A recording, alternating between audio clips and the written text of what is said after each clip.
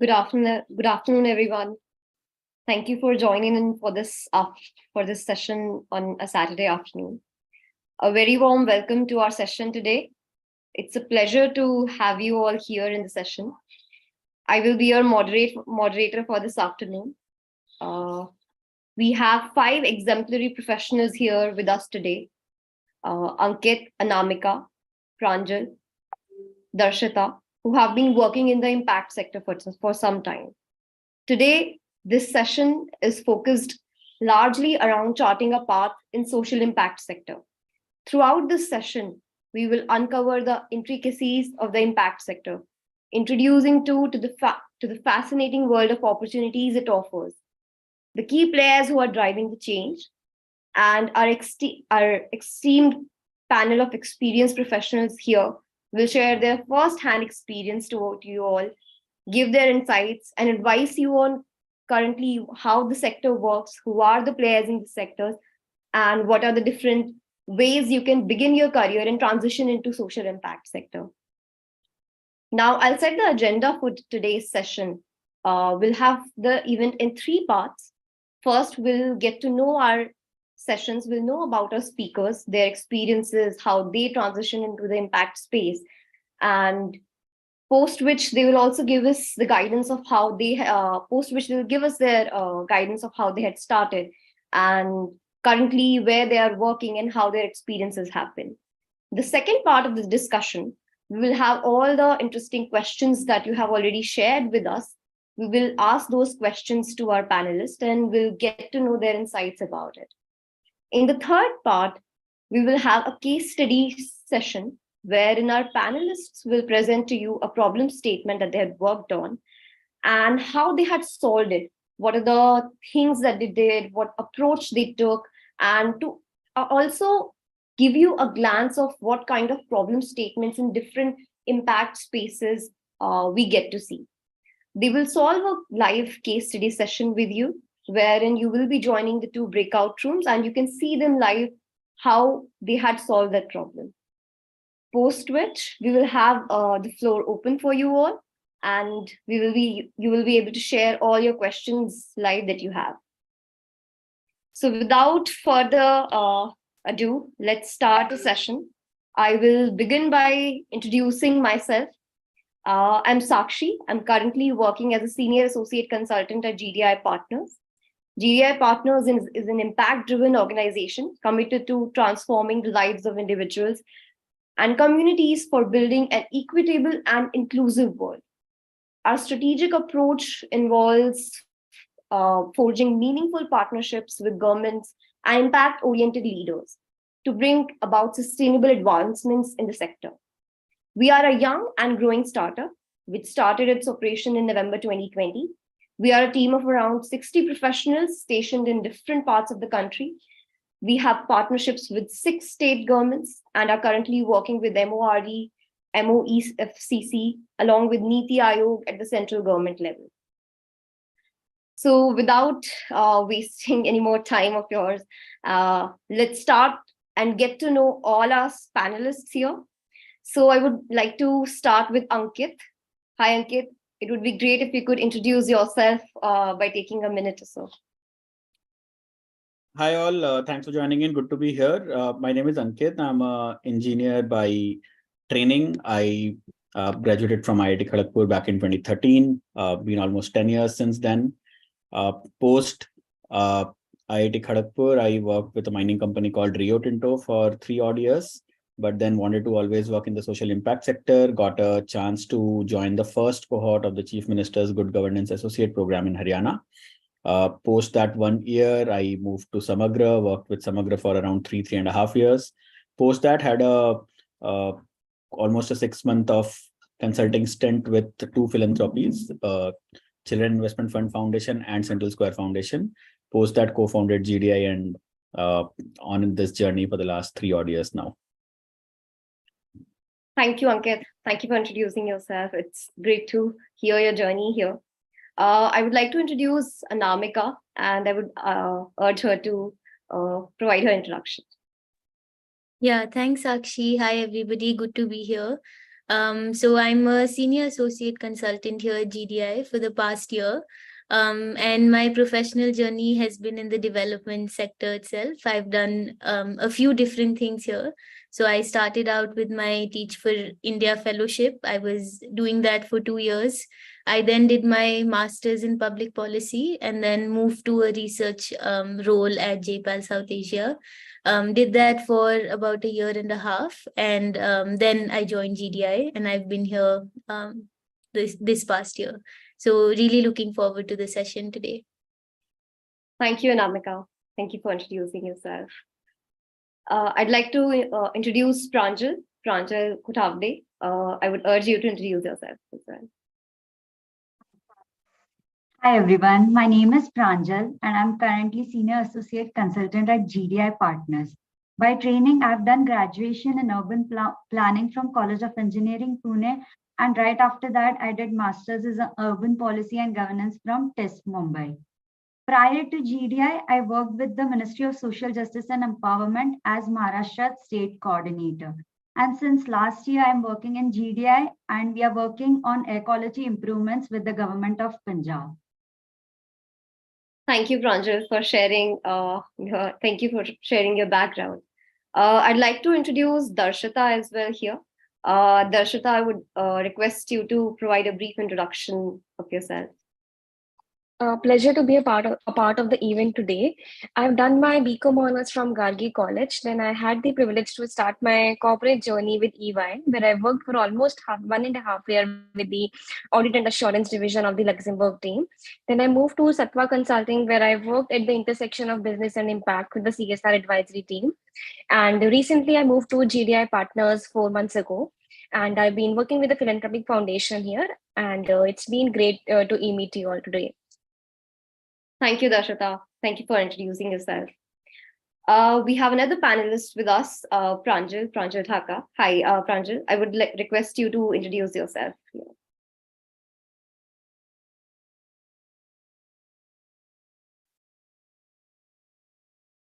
Pranjal, if you could unmute yourself.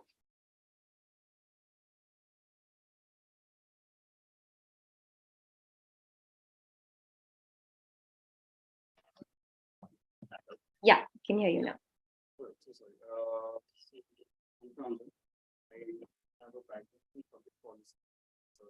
Pranjal, could you speak a little louder? That'd be great.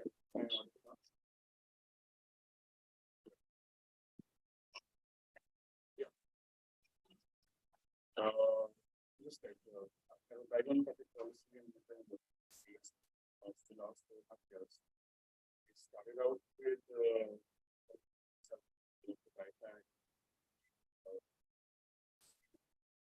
was that I worked in public consulting, worked with around that time of experience working later on a project around treatment access of cervical cancer. And then GDI has been Pranjal, I think we can't hear you. It's quite hard to hear you right now. Okay. I just finished and then Sure. Okay, you can take a minute. You can take a minute and then we'll get back to you again. In the meantime, I would request all our audiences here today to write one word that they expect from our panelists from this session. What are their expectations, to express their feelings, to present and express what they feel from the session. What are their expectations from the session?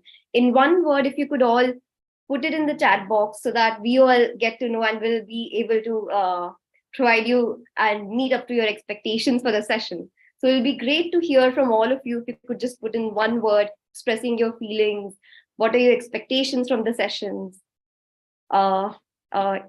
We have enabled the chat for everybody, so it'll be great to see what you want, what your expectations here today.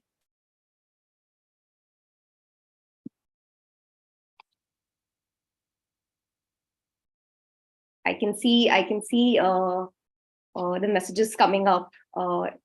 It's great to see the positions which you want to understand here today, the point of views, the perspectives of the sector.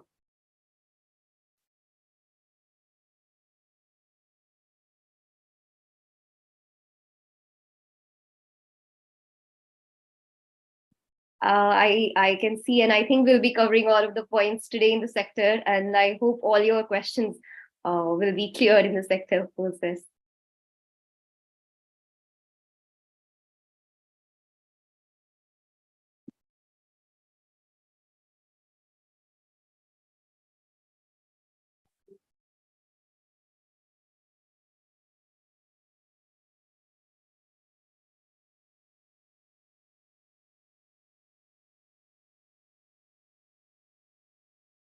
All right, I can see all the points, all the expectations that you have from the session today. And I hope we'll be able to cover it all in today's session. I'd like to again get back to Pranjal here. Pranjal, are we able to get you?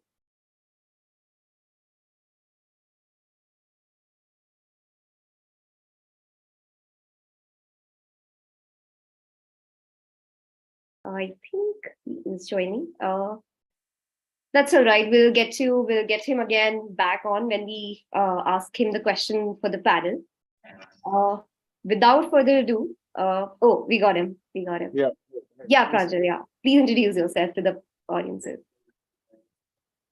So sorry, just a quick introduction. I have a background in public policy and have been in the space for the last 4.5 years.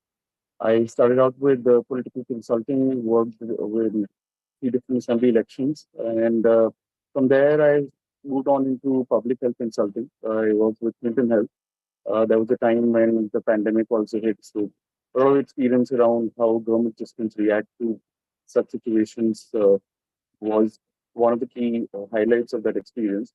And also worked around treatment access for cervical cancer, which was a sort of a novel public health program trying to set up a supply chain of treatment access. So around that also, it was one of the very exclusive experiences of understanding how a government system adopts a new system into its own SOPs and get it deployed pan-India. Currently in GDI, I've been here for 6 months, and I've been attached with the Ministry of Rural Development, where we are, as you know, under them a lot of self-help groups, and we'll talk more about it later. Do come. So we are trying to digitize all of that ecosystem using a tech product, and that is where most of the intersection of tech and data is getting very clear to me in terms of how governance is moving towards digitization. So would love to discuss that and share this experience with you guys. And I'll figure out my Zoom settings properly till then also. Thank you. No, I think that's all right. I think that's all of us sometimes in the meetings. But thanks for introducing yourself. It's great to hear your journey here. Coming to the first segment of our session today here, wherein we will deep dive into the questions that all of you had shared earlier. So here, let's start with our first section. So for the first section, I'd like to put a question to you, Ankit, as you are the most tenured and experienced here on the panel. So my question to you is that, the impact sector involves various organizations, including government agencies, NPOs, consulting firm, and more. Could you throw some light on different stakeholders, players in the ecosystem? Share your personal experience of working with them, as you worked with SIF, CSF, Samagra, then CMGJ. So you have experienced all of it. So it would be great if you could throw some light on that. Got it. Cool. Thanks, Akshi. I'll come to this very interesting component. It just starts by giving an overview. Before I start answering, it's just difficult to talk to the faces that anyway I work with on a day-to-day basis. So if I may just request everyone who's out there, those who are in a position to switch on their cameras, it would be good to just kind of speak to some new faces and not just to alphabets and known faces only.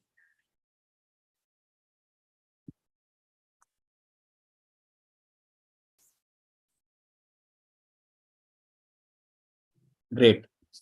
So everyone else, I request if you can just switch it on, we'll keep going through and would be good to put a face to the name, but I'll just start by sharing my screen and taking you through a slide which we created, I think, year and a half back, when we ourselves started thinking about, what's the landscape of the sector look like. So let's start by going through this table, which is at the bottom, which is what is the beneficiaries' needs. The entire social impact sector exists because there are some beneficiaries who need maybe food security, who need better education, affordable healthcare, skill and income, access to clean water and air. There are farmers who require better agricultural practices to be kind of adopted by them. So there are different needs that a beneficiary has. And what are the three main channels through which they get access to the facilities that they need to? One is the government, right? And government by and far across countries remains the largest sector which helps beneficiaries meet their needs. Government is into food security. Government runs thousands of schools, lakhs of schools, in fact, across the country. Government runs the entire largest healthcare ecosystem in the country, and so on. However, the government maybe over the years has not been able to do 100% of what it is expected to. That leads to a set of organizations which are non-government organizations. Also, non-profit organizations is something that we can fit into this category. There are several of them. They range from small NGOs working in a particular community to large NGOs working across the country. Some big names. Pratham has been a well-known NGO working in the field of education. Piramal Swasth is another well-known NGO working in the field of health. Pradhan is another name working in the field of rural development and agriculture. Similarly, there are fabulous non-government organizations or NPOs, NGOs, whatever we call them, who are also working and taking care of the beneficiaries' need on ground. Third is more of a recent phenomena of social enterprises. These are essentially companies which are taking care of the beneficiaries' needs. Now, there are two types of companies which take care of the beneficiaries' needs. One is a proper, say, for-profit companies which provide healthcare, which provide education. I'm keeping them out of the ecosystem because I'm just assuming that the beneficiaries are the people who are needy and who are not able to kind of afford the market rates for some of these things. The second category is the social enterprises, which are companies working with a profit objective, but also the second objective of creating impact. They work at the intersection of creating impact while generating profits. The profits generally tend to be slightly lesser than the profits that companies which are pure play in the profit making business would be in. And this is an evolving field.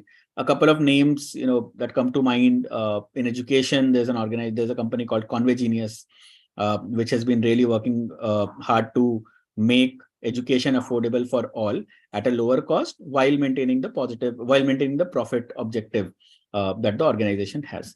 So these three key segments that we can kind of divide into who provide the beneficiaries with their end needs.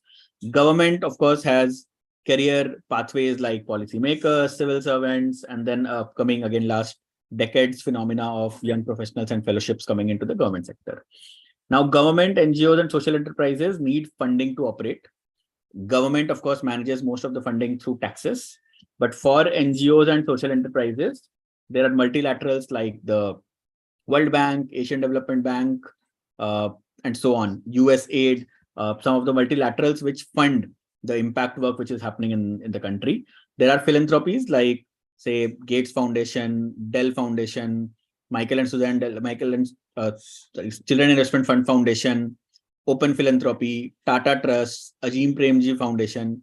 All of these are philanthropies. Rain Matter Foundation is a new one by the Zerodha founders. So philanthropy is essentially those group of people who have made it in life, who have earned their millions and now want to contribute to the society. And they then start by either supporting NGOs, start by supporting social enterprises, and so on. CSR is another category of funding which is available for social impact. CSR is driven by the Companies Act. Each company making a profit above a certain limit is supposed to contribute a certain percentage of their profits to corporate social responsibility activities. And then the last category there is impact investors. Impact investors are similar to social enterprises in the way that they are VC firms. Simply put, they are VC firms looking to create profit, but also with a dual objective of impact creation. So again, the profits for them might be lower than the typical VC profits, typical profits the VC would earn by investing in private companies. And they are the group who largely fund the social enterprises.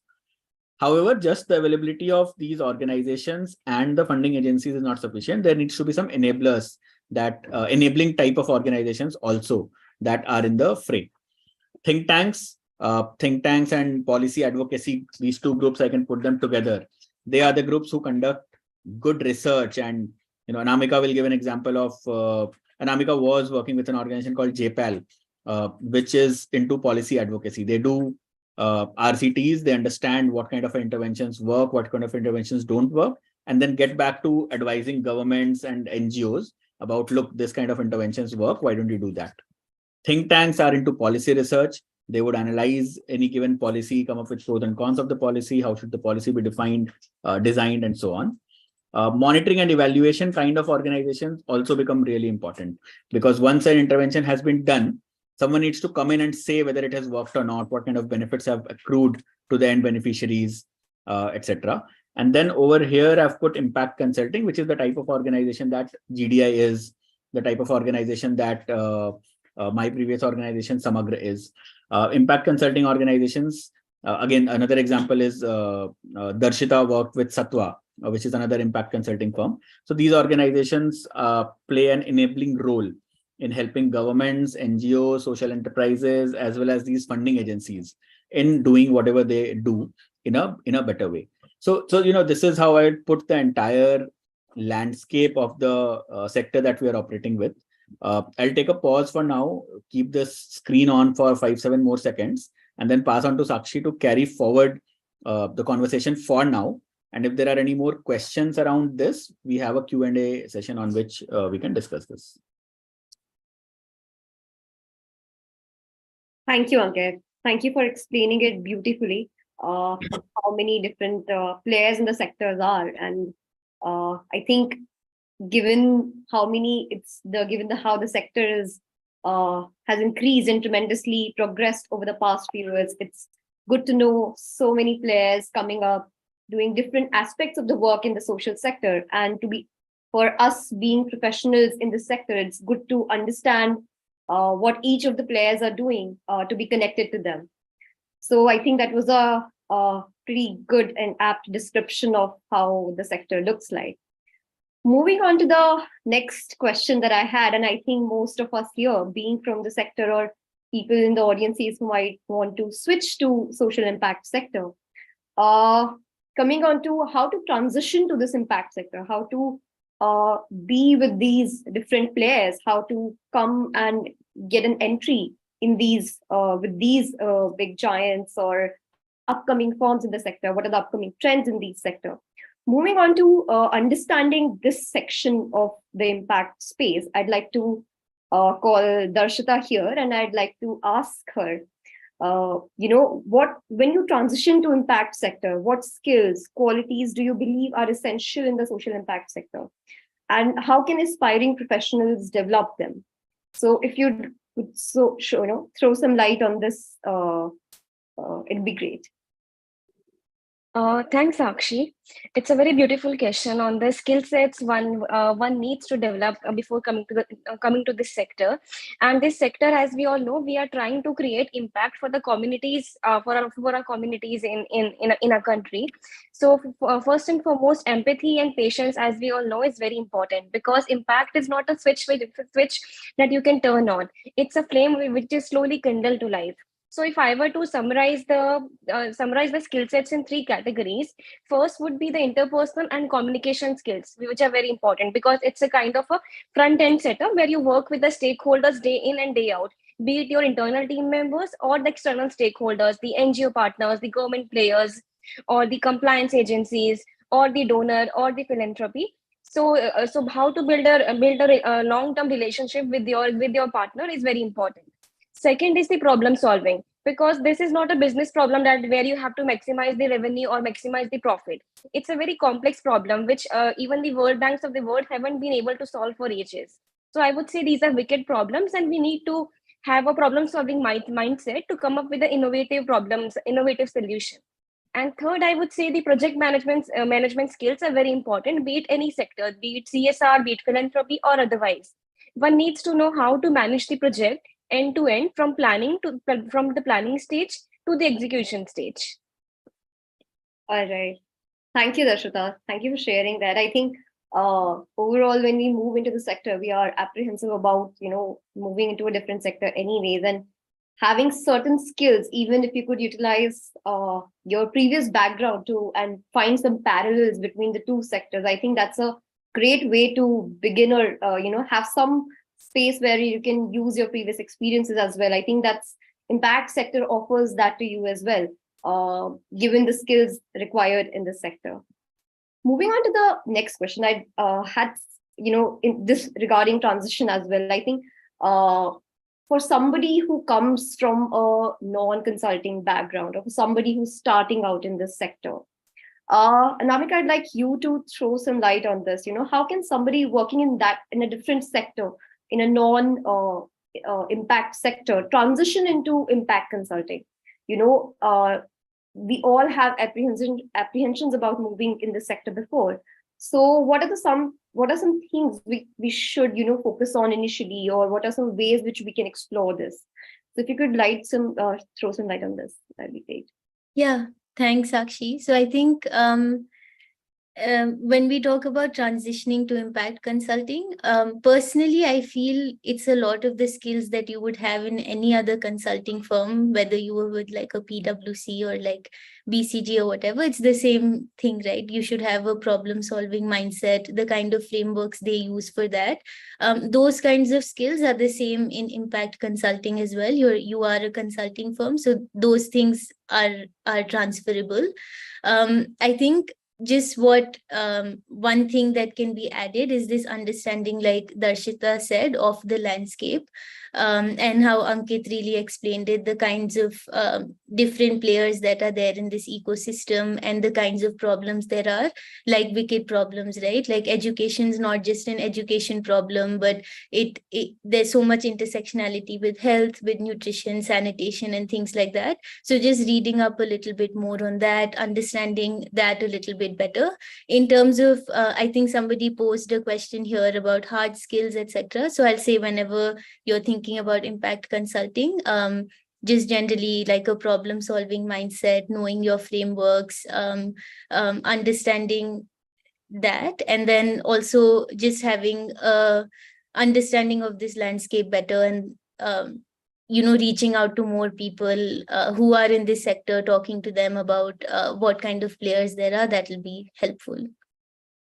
Yeah, I think these days, given with the resources that we have and the access that we have, I think it's easier to build that community. And I think we should definitely build a more comprehensive network where we are able to come up and have discussions about these, how we can move into different sectors. Darshita, you as well, right? You have worked in EY before. You moved from corporate to an impact consulting firm. And previously I worked in CSR as well with Satwa. So I would like you to throw some light on this as well, given from differently in totally opposite, you're working totally opposite sectors. So how did that feel? And was it easy for you? How much time, did it take you to understand and draw some parallels between the two? How did you adjust here? So if you could throw some light on that as well. Sure, Sakshi. That's a very beautiful question, which I am often asked by many people. So I would say in today's day and age, networking is very important. And I believe our network is our net worth. So when I was transitioning from EY to Satwa, and likewise from Satwa to GDI, so my personal network, my professional network really came in very helpful. So I'll suggest everyone that in today's, be it LinkedIn, be it Twitter, or any other platform, to stay in touch with the professionals who are working in the sector and where do you want to go. And there are many events, conferences, online, offline, virtually happening these days. So to be a part of these and to figure out that where do you want to go. I would always suggest to connect the dots backwards. First, see that where do you want to be 5 years down the line, and then carve out a path for yourselves for 5 years. And what do you want to do? And I would say that those who ask for help, are the ones who get the help. So don't be hesitant in reaching out to people on LinkedIn, writing a mail, and the very important thing is one should not directly cold outreach for a job or an internship. First, one should seek guidance. That, hey, can I get on a call with you? I want to learn more about your work. So essentially, I'm talking about to building a very strong network which can help you to design your career path. And second, I would say upskilling is very important. So there are a lot of courses out there on Coursera or edX, or we see many videos on YouTube as well, or any reading. So it's very important to get yourself upskilled in that sector which you are willing to go. And third, to make your CV and cover letter as per the to design it as per the job you are applying. That is very important. For example, you are applying to a job which is in the climate space or in the gender space. Accordingly, one should tailor his or her resume. All right. Got it. I think that's great to hear, so many different aspects of what we can do before transitioning, or how could we transition, the path to that transition. Sometimes there are just blur lines, so it's good to seek some clarity on that. Yeah. Sorry, just to add as well, sure, like one more point. I think just to add to what Darshita said, if there are chances where people can do more field visits or go on ground and actually meet a lot of beneficiaries, that's also helpful whenever you're transitioning into this sector, just to understand who the end beneficiary it is that so many of these projects are trying to reach, and the kinds of problems that we are trying to solve for. So just if there are opportunities like that, to be to do that before you're thinking about transitioning. Yeah, I think that's actually a great idea, to be very honest. When you go on ground, you get to see the challenges that people are facing. You understand where the issues are. You get to know your beneficiaries when you move ahead. So I think that's great. Thank you guys for taking up that question. Continuing this question itself, when one transition into this sector, when they are just starting out in this new sector, impact space per se, Pranjal Kodavde, I'd like you to come in here and provide some insights on what should one focus on at the beginning of their career in the impact space. What should they expect? The problems, the challenges that might be coming, or the kind of stakeholders, because it's entirely different for some people coming in from non-impact sector. So what should be their expectations, and how should they tread that path based on understanding how should they accommodate the circumstances? So if you could throw some light and share a bit of your experience when you moved to the sector as well. Yeah, thanks, Sakshi. So I will just start with what happens when you begin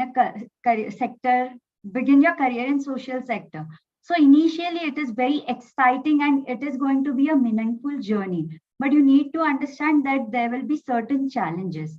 So I would say that while beginning your career in this sector, one should focus on 4 to 5 buckets. The first one would be understanding the landscape. What are the organizations which are working in the social impact sector? Ankit, my colleague, has already covered the landscape, saying government organizations are there, think tanks, non-government organizations, philanthropies are there. So it's very important to first understand the landscape and then decide on where you want to enter into it. You can also start with working with the governments through fellowships or other programs. So second would be identifying the cause and issues that you're passionate about. So for me, it was climate change. For someone, it could be education. For someone, it could be health. So all of us, like whoever needs to enter this sector, first should understand what topic interests them and what they're passionate about.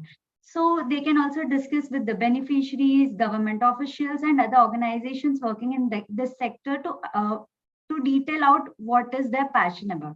Then third would be acquiring the relevant skills. So it could be project management, data analysis, also building communication skills and presentation skills.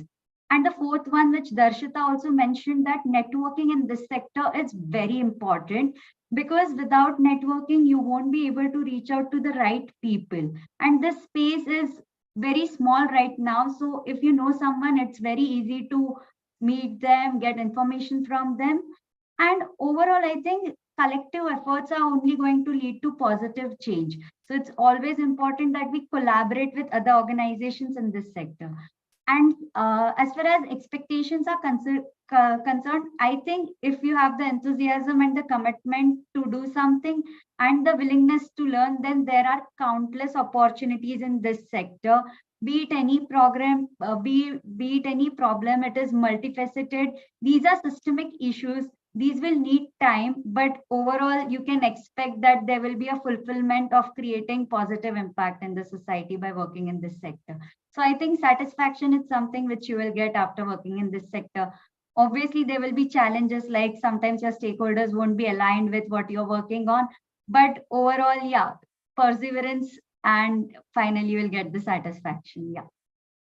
I think people in the audiences who might be at least currently working in the sector would definitely relate to that, the last few lines that you mentioned. Yeah, I think thank you for mentioning that. I think I also remember when I just first joined, I think those are the similar apprehensions that I had of how can I just, what to do, whom to meet, what to expect from the sector, because you are just moving into a different territory. So thanks for putting some insight in that. Anamika, I'd like to come to you, to one of the questions that I also had in mind, to define, can you also discuss the intersectionality of research and impact assessment, given that you have worked in JPAL and now you're currently working in, consulting as well. So how does the intersectionality works, and how does it translate, translates programs into action when a program is being designed or any project is there in the impact sector, right? So when we move towards it, how does the assessment take place? What kind of research goes behind it? And how does that research is utilized into programs, and how are those programs taken up and implemented? So if you could highlight that journey once, that would be great. Yeah, thanks, Sakshi. So just generally talking about impact assessment and this idea of, evidence-based policy making, it's a term that's used a lot. But just to give like a brief context of why it came about and how it's come about, over the past 2 decades, if you see in the development sector, in the social sector, there's been this huge money pot that's growing, right? So you've got a lot of philanthropies that come in, a lot of CSR money coming in, governments are increasing their social sector budget, a lot of these high net worth individuals are now giving back to the community. So there's this huge money pot that's going into the social sector. But in the past 2 decades, again, key questions still remain, right? Like extreme poverty still persists. Climate is such a huge challenge. Health, reaching out to the most remote areas, etc. That seems to be a problem. So these critical questions are still there. And the idea is, whenever we've thought about policy making or designing interventions, a lot of factors such as what's my budget, what are my human resource constraints, these are the ideas that usually go behind. But now there's this, over the past years, there's been this idea that why don't we also add evidence to this mix?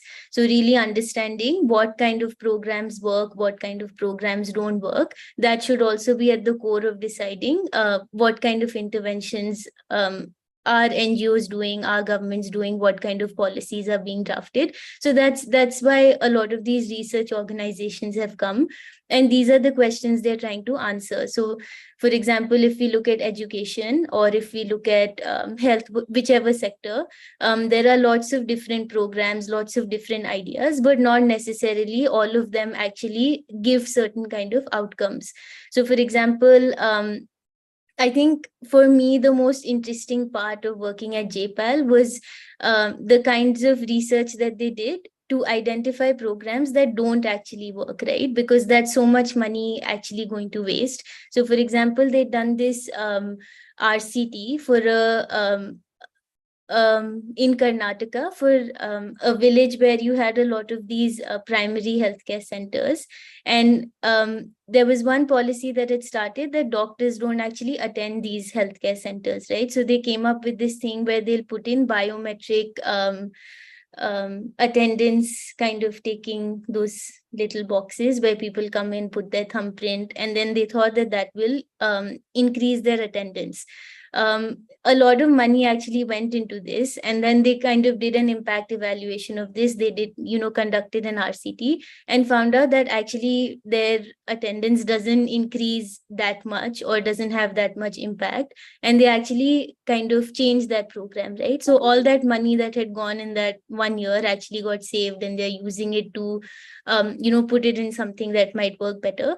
So that's the whole point of all these impact evaluation organizations, whether it's a JPAL, whether it's ID Insight, they all follow different methodologies. So for example, JPAL follows an RCT methodology to figure out, to carry out the impact evaluation. ID Insight is more flexible. They try different approaches, for example, like a difference in difference method, or like anything else to figure out impact. But the idea is to really identify programs that are working and identifying programs that don't work.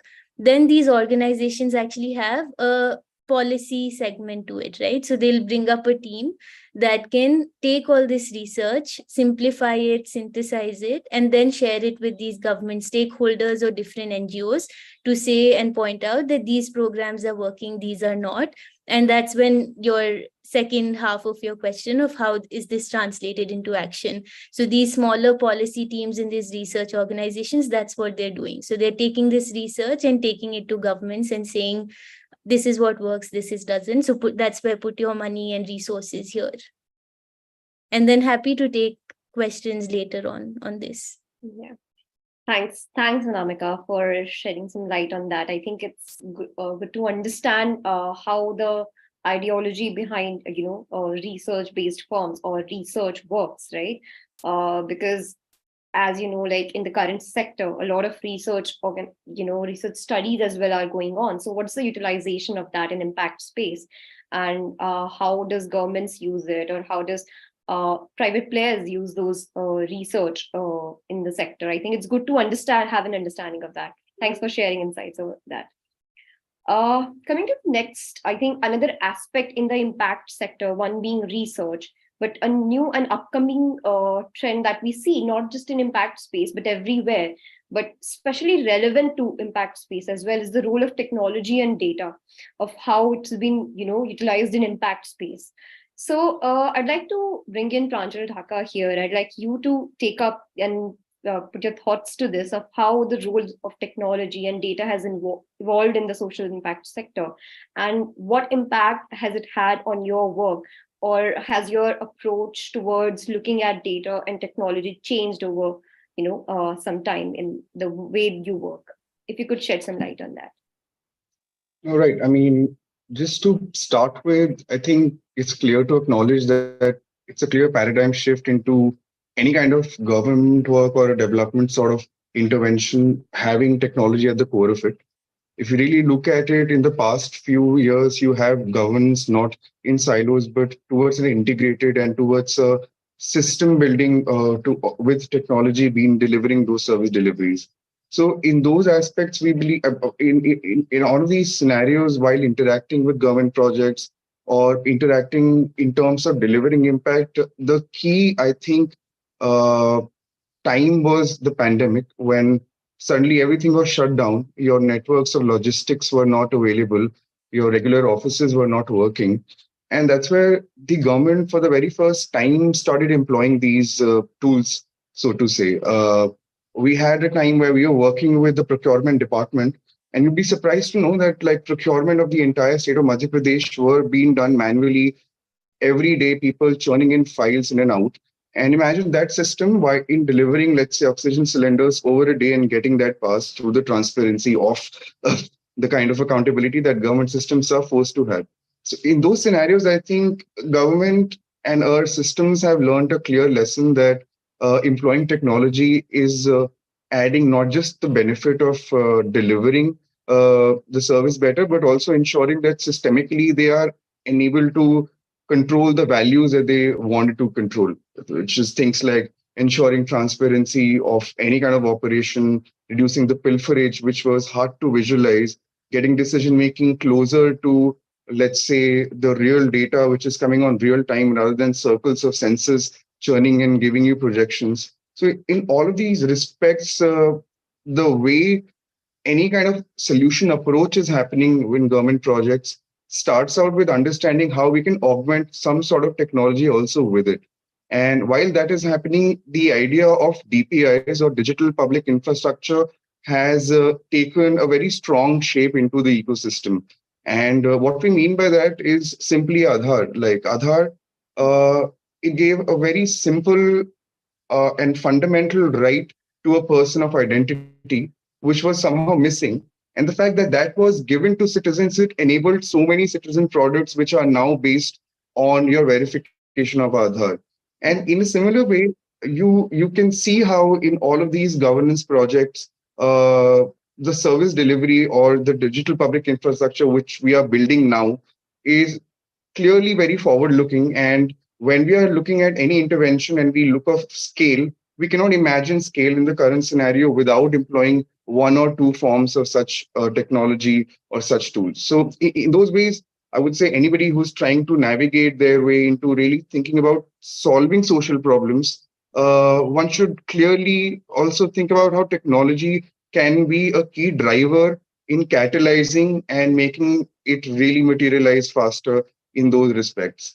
And that is where a lot of cross section of professionals are coming in to inform better technology, both from its utility, its operability, and its delivery. So, I mean, largely, this is what I want to share in terms of how there's a clear need to visualize this paradigm shift. There's nothing to be intimidated by tech. Honestly, I'm not from a tech background, and we're working on a tech project, but it's more about just data from the back end to front end and other parlance, you get hang of it. But you're serving a utility, and once you realize that the tech is doing that, then I think you will start looking at solutions from that perspective and lens too. Yeah, I think that's a great. There's some quite good examples and insights that you shared over there. Even in the past few years, we don't notice how the paradigm shift happens, but eventually, as you we have also started using data and technology, being the citizens who never used payment mechanisms, or people who never had smartphones are now using payment mechanism. But these are all the changes that have been made in the system by the governments itself. So there's a clear shift in how the governments are using technology and data to drive their decisions and implement the programs. So I think that's great to hear some thoughts on that. Darshana, again, I'd like to ask you. I'd like to ask you on how do the businesses go beyond their obligatory CSR requirements, and they integrate social impact into their core values and operations. If you could shed some light over there as well. These are the different aspects of the sector, right? As Anamika shared, based on research, Pranjal shared on data and tech. So I'd like you to throw some light on how the aspects of CSR work out. Sure.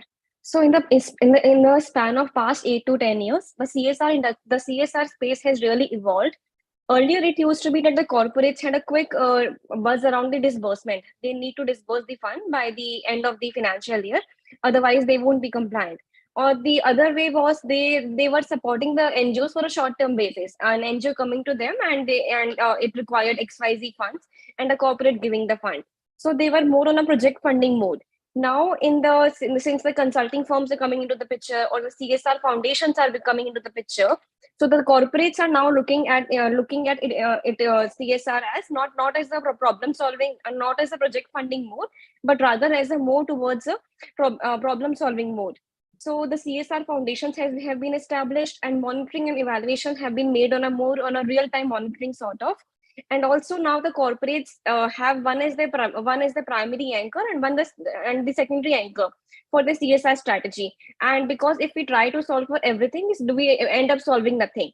So having a anchor, one the primary be it could be the stakeholders you are solving for the XYZ stakeholders, or in the other it could be that you are solving for a particular geography, yeah, in India, or it could be that you want to establish your brand, establish your business as a socially responsible brand. So I would say the corporates have now moved towards a more towards a deep diving into the problems and coming up with innovative solutions. Got it. Got it. Thank you for sharing that, Darshita. Briefly, I'd like to go to Pranjal Kutavde. I'd like you to throw some light on how can not-for-profit organizations effectively collaborate with other stakeholders, including governments, business, to scale their impact. So if you could throw some light on that. Brief. Yeah, surely I will keep it brief, Sakshi. So I think 4 important points which non-profits needs to consider. First one being that they will have to clearly first define their objectives and then align with the governments or businesses on what they want to achieve. It could be anything, could be awareness, could be technical thing, could be product delivery. The second thing would be they will have to create evidence first based on some working models or research, like Anamika mentioned, they used to do research and then align with the government officers or businesses. And the third one would be providing implementation support to the government or the businesses on a daily basis. Like they will have to work with the leadership, with the bureaucracy to make things happen on the ground. So co-implementing with the stakeholders is very important aspect of it.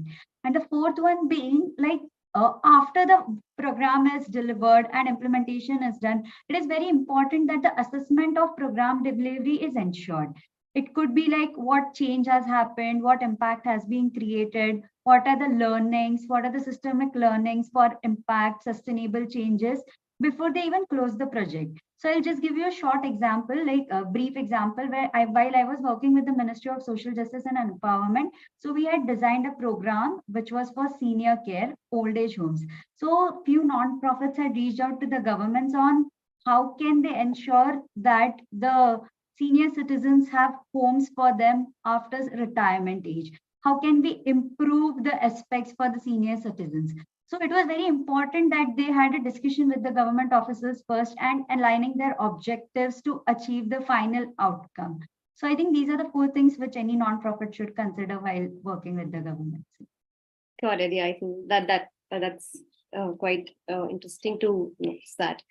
Ankit, I'd like to call you here and then briefly mention, as Pranjal mentioned, how can not-for-profit organizations collaborate with government? I'd like you to throw some light on how governments can collaborate with, bring in and addressing social issues. How can it collaborate effectively for other sectors and maximize their impact? So if you could provide that perspective quickly. Okay. So starting with, what's the role of the government in the social impact sector? The role is immense. Right? Government has the reach to every village in this country. Government has access to the school in every village, access to the healthcare facility. Government has set up school and healthcare facility in all the villages. So that's the massive reach scale that the government has. Now, what is it that the government can do better? And a lot of it has already started happening, at least in the last few years that I have been a part of it. Is one, encourage more private sector to come in and support the government in doing its job better. So be it, opening up to consulting firms. By consulting firms, the model that the government has started to follow, and that's how it should be. In private sector, most CEOs have a strategy team. The CEOs and their core team are busy firefighting on a day-to-day basis. The strategy team helps, take a step back and think through what needs to be done going forward. Similarly, here, the government CEOs, which are the, let's say, ministers or the top secretaries, they should have a strategy team in place. While they and their team can continue doing firefighting on a regular basis, the strategy team can keep helping them just take a step back and see what needs to be done as a next step. So engagement with consulting firms can happen at that level. Engagement with NGOs need to happen at a field level.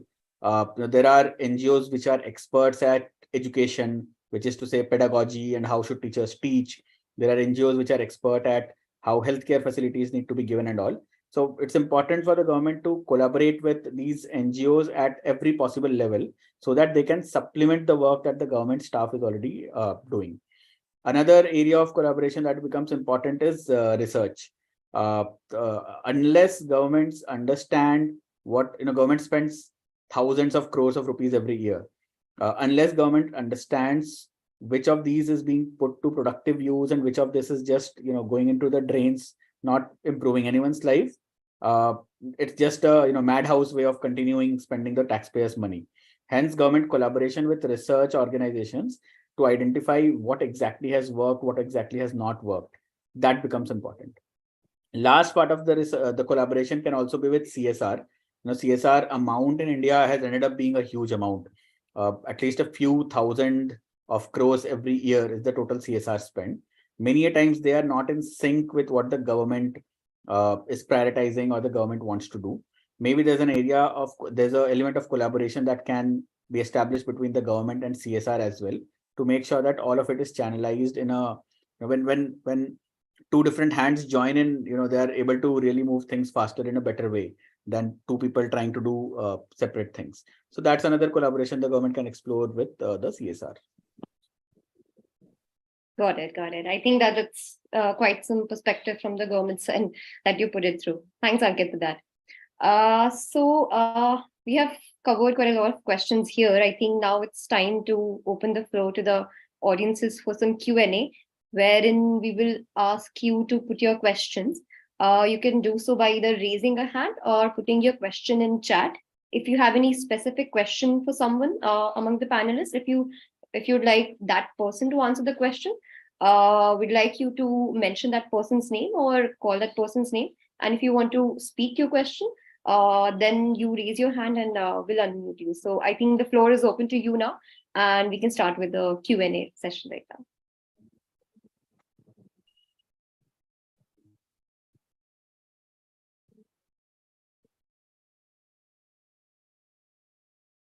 I think there were some questions earlier in the chat that I'd like to take up first, and then we can move on to that. All right, we have some questions coming up.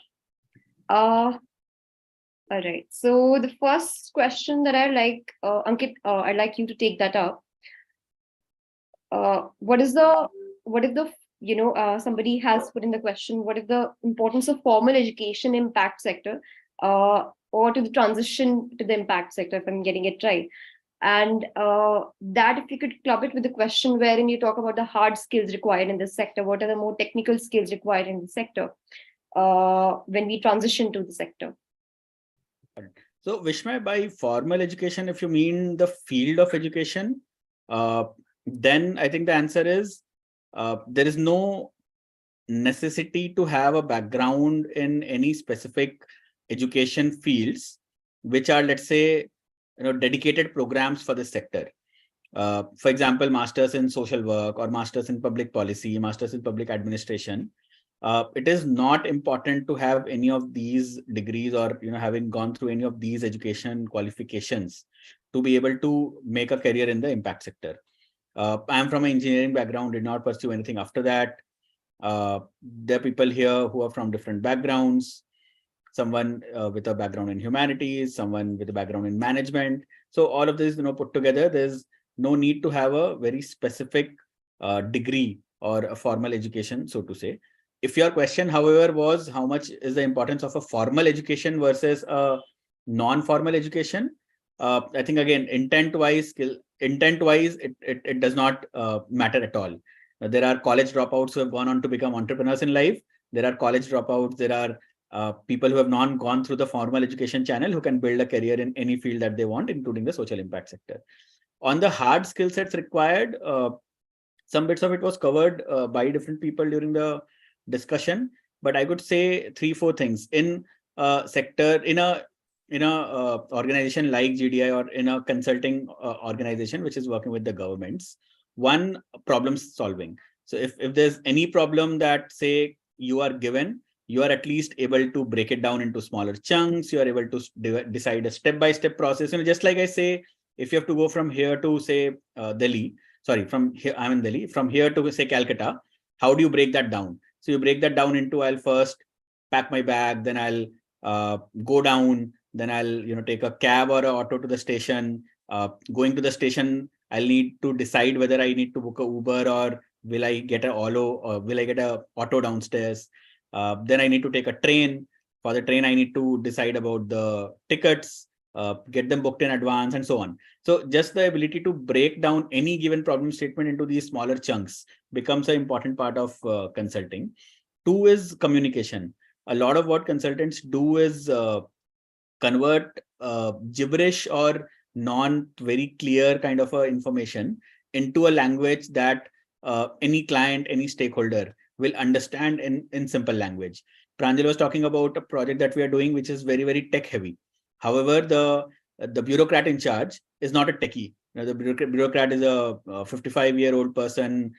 During their formal education period, there was no technology at all in life. So they don't understand technology. Now, our role is how do we, but you need that person to make decisions. Our role is how do you convert this technology jargons into simple language for her so that she is able to take the correct decision. So that's the other skill set, core skill set required, which is communication. Third, I would say is analytics. Analytics is not only data analytics. Analytics is data and information analytics. For those of you who have been preparing for some competitive exams, there's a segment of data interpretation and logical reasoning. So that is the analytics that I'm talking about. If I give you a piece of information, how are you able to put 2 and 2 together and come up with what that actually means? So the ability to think logically, connect the dots, and then come up with the answer also becomes very important. All right. Thank you, Ankit, for taking that up. I think Ashi has raised her hand. I'll unmute you and you can ask your question.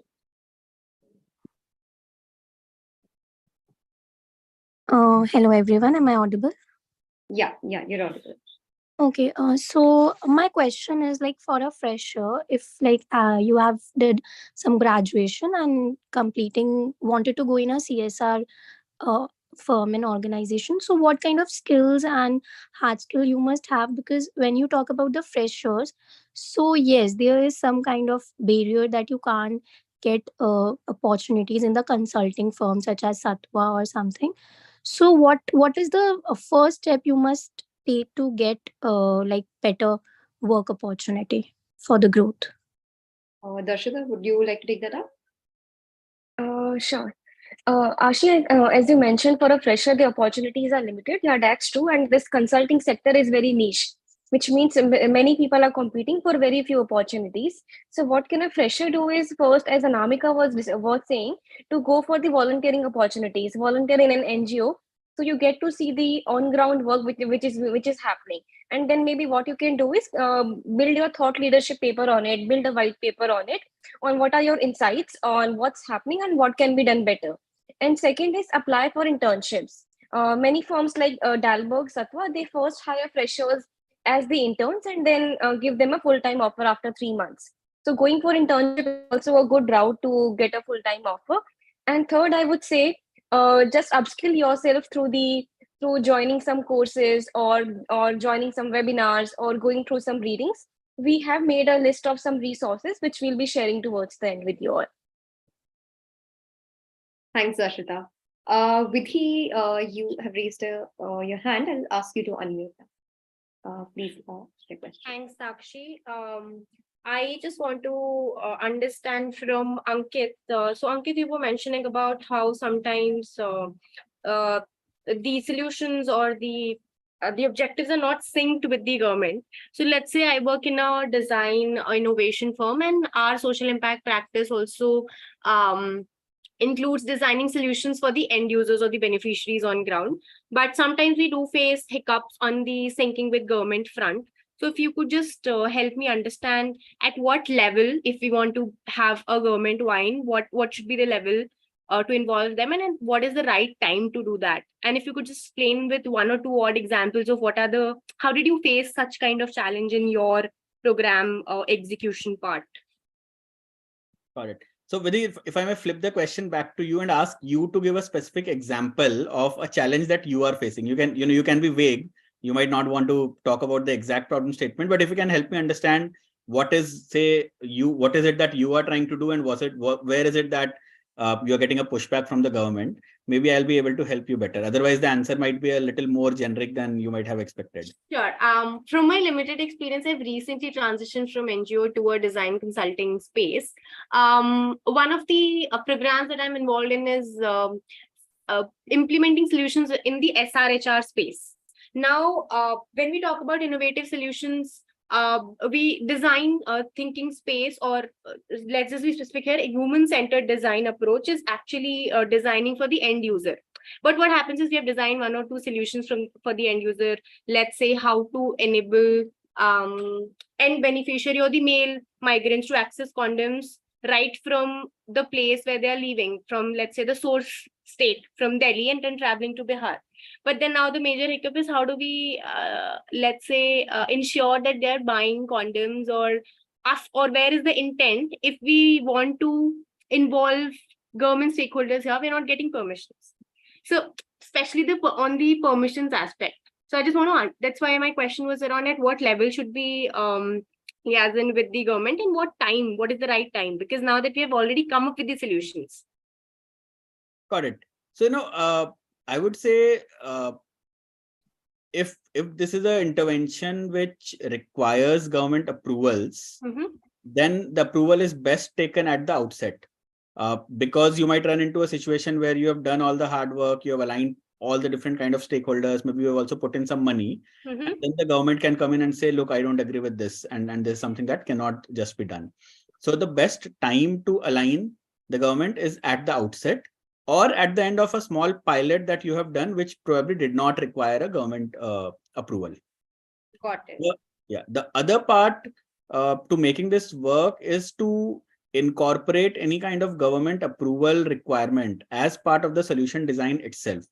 I mean, directly speaking, if there's a solution which has been designed without taking into factor that government approvals might be needed at a later stage, it's not the best design. It has taken the human part or the beneficiary part into the design aspect, but it has not taken the regulatory part or the landscape part into the design aspect. So from that perspective, the solution design itself might need to be a little more comprehensive and cover all the areas where bottlenecks might come. Got it. All right.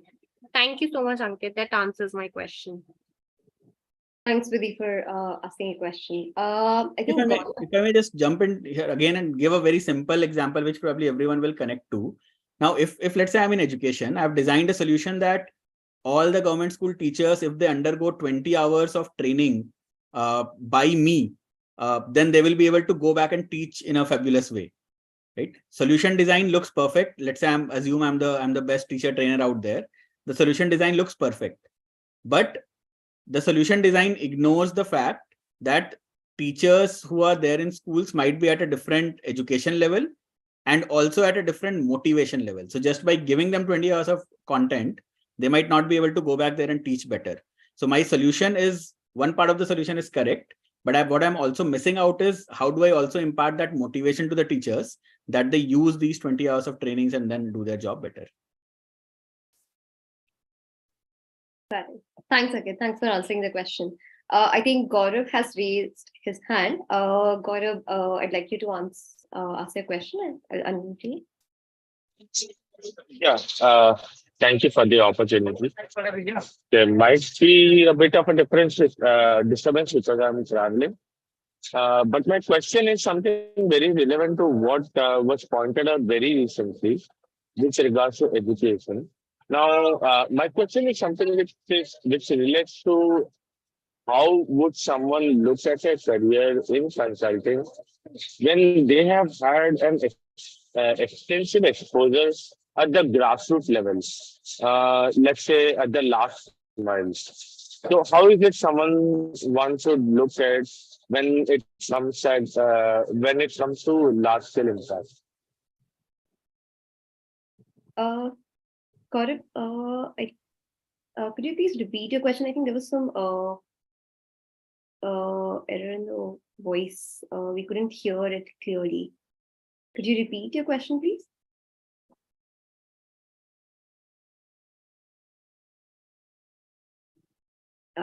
I we're not able to hear him, I think.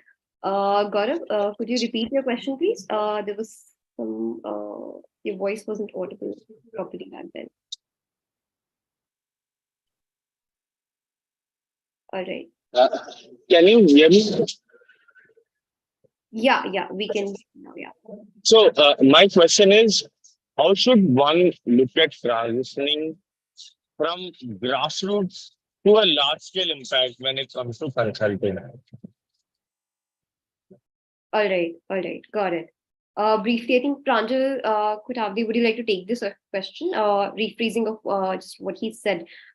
Somebody who's working at a grassroots level, if they want to transition into a large space sector firms at a large, who are working at a large scale level. So, what does that path look like? How can people transition into that? So, if you could, I think we briefly covered that in the discussion as well, but could you throw some light over that briefly? Yeah, sure, Sakshi.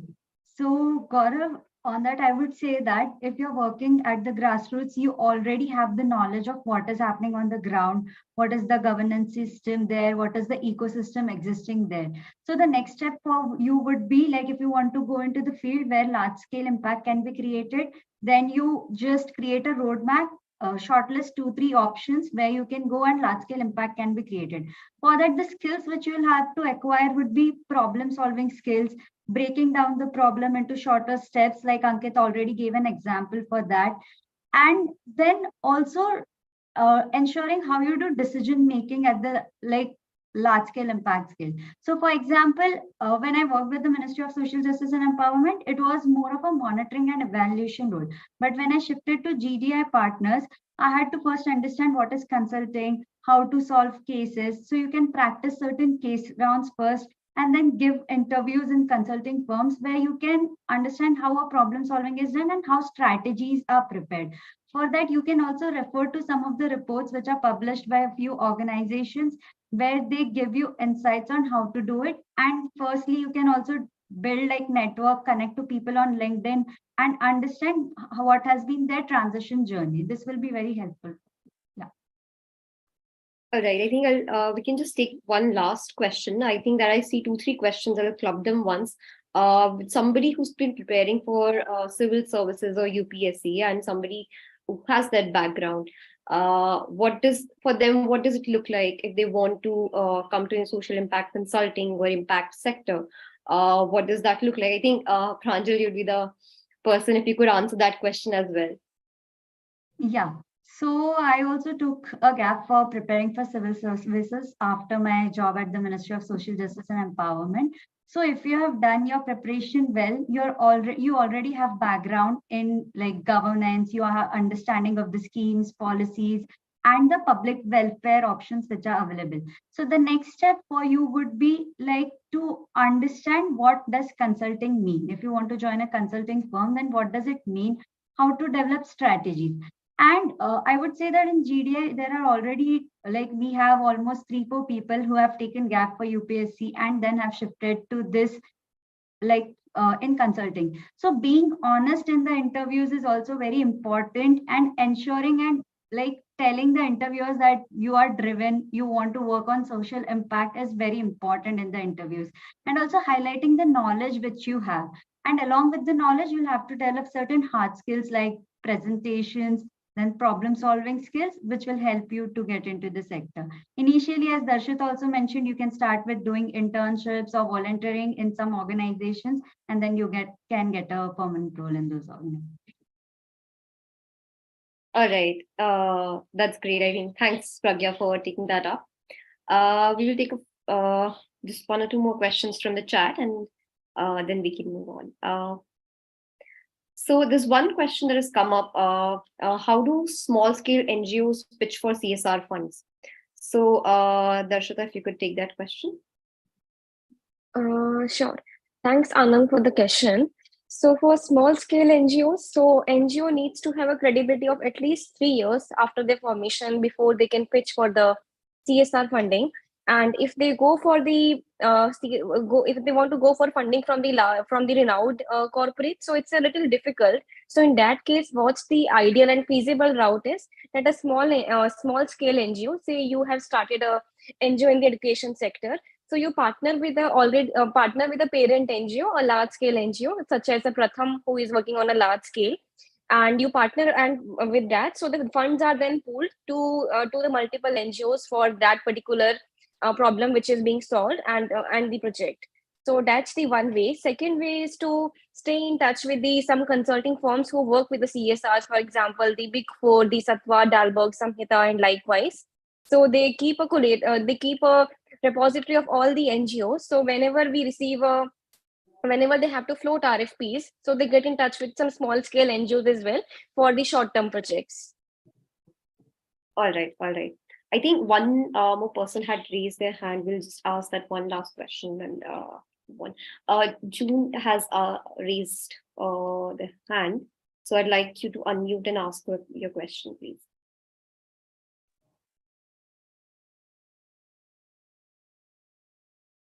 Hi, June, are we audible? But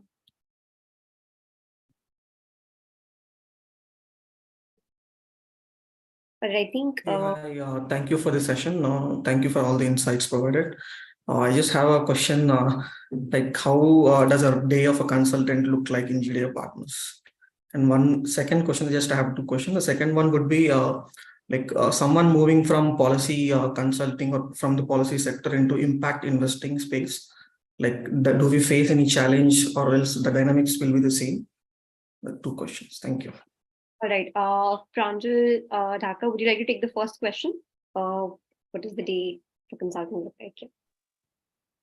Sure. I mean, that's a day which you cannot really predict. I mean, that's a day we think we plan hour by hour that, first off, I'm going to be very productive. I have this deck to make and I have the best energy in the first half to do it. But what will happen is you'll get a sudden call from your stakeholder that there's a certain meeting coming up and you have to rush in to solve that problem. And suddenly that takes priority. And then you rush from your particular sanctuary of perfect concentration onto the very place where the action happens. Then I think when, for example, that is done, right at that situation, because you're right there, you try to optimize your time while you are at a place. So you'll start talking to, let's say, other people or within the department or other kind of meetings which you had to have, and you'll get done with that very fast. Because time at the end is something you're constantly managing at the end, at the back of your head, because if something is to be prioritized right now, it has to be done at a much later time. And hence, this prioritization continuously goes on. A lot of times you'll as a consultant in GDI have these brainstorming sessions where a lot of the day ends with a step back or a day starts with a step ahead. Either ways, a lot of times these stand-up calls or just together looking at the problem and brainstorming into how to get to the solution is also central to most of our days. And overall, I would say that it's unpredictable each and every day. And the good thing is that at the end, we're all, at least the culture of most of the teams is that we pitch in together and we deliver work with a lot of values and integrity. And I think the fact that these values and integrity guide us most of the days give at the end that level of satisfaction that we were at least true to the values, and if not to our schedule that we planned yesterday. All right. Thanks, Pranjal, for taking up that question. Ankit, would you like to take the next question of working with, since you have worked already with the funders, so you have seen and having worked in different areas, you have seen how the impact investment space works as well. So would you like to take up that question from non-profit to impact investing? What are the different competencies for each role, be in consulting, investment, and CSR, specific competencies for each? So if you could take that question, please. Got it. So impact investing broadly, two parts to it. Let's say one is the part that invests in social enterprises, and then there's an expectation of a return in terms of dollars. And the second is grant making, essentially, which is not exactly where you are expecting returns in terms of dollars, but you are expecting returns in terms of some key performance indicators or some education indicators, health indicators, etc., having been achieved. So I'll just briefly touch upon what is common to them, what is different in terms of roles and competencies. So one, what you require is the ability to, let's say, be aware of what's happening in the entire ecosystem.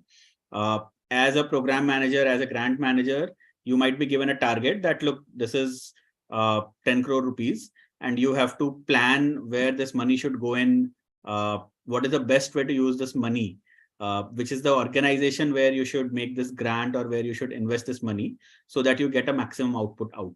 So the competency required there is to analyze, say, all the players in the market, and then come up with a way to quantify which one of them would be the best output for your goal.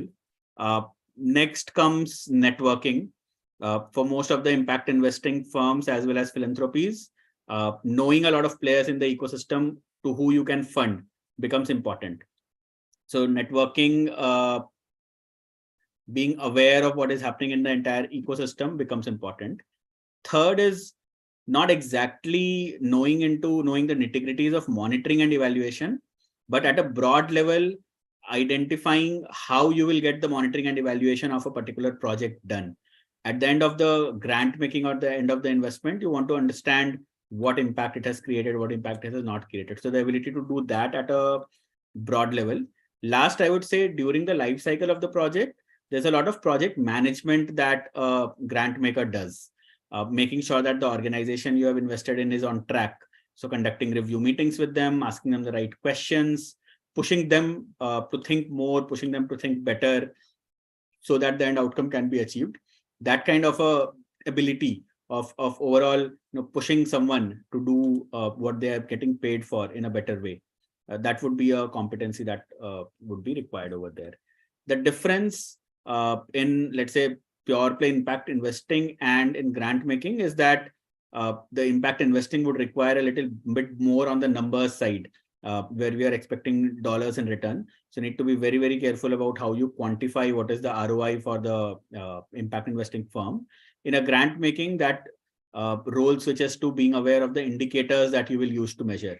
So at the end of the grant, let's say either income of a farmer would have increased, or learning outcome of a student would have improved, or air pollution would have reduced. So what are those indicators that you're looking to monitor, whether your program has been a success or not? So that's a minor difference that is there between those two verticals. All right. Thanks, Ankit. Thanks for taking up the question. So I think we have come to an end of our discussion. Thank you for everyone for joining in the session and being with us and asking your questions. I think it was helpful for us, and I hope we are able to meet your expectations of the session.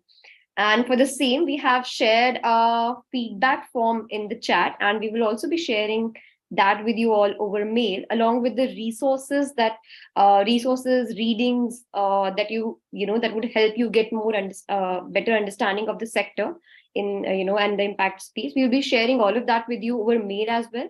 We've also posted a link on the chat group where we have made a Nation Builders network group for everyone to stay connected, get updates on impact space, what is happening, and that would give you information on upcoming trends, what is happening in the sector.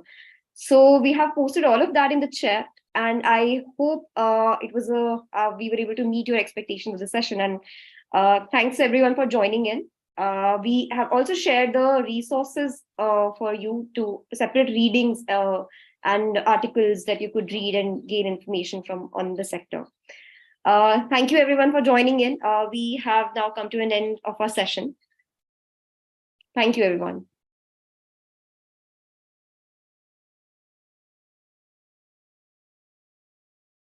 Great. Thanks, everyone. Bye.